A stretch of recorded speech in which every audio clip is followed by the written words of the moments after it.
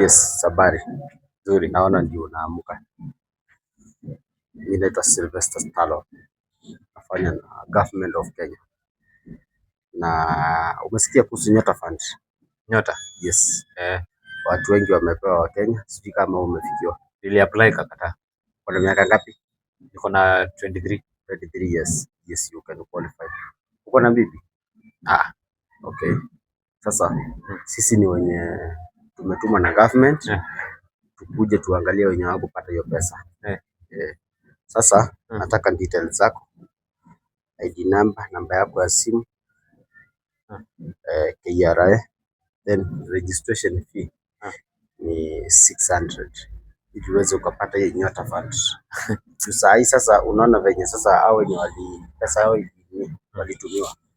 Sasa lazima ukuwe na registration fee. Ile group 2 sasa yenye inakuja lazima ukuwe na registration fee sasa. Sasa si uko na 600, nipe namba yako na namba yako ya simu. Mbona usikate, si ukate kwa hiyo pesa mtanipea? Hapana. Unajua walikuwa wanapewa, utakata hapo tafadhali. Walikuwa wanapewa 22,000. Utakata kwa hiyo pesa mtanipea. Nikupea 600 ndio unipea 25k ya Nyota. Si ukate hapo.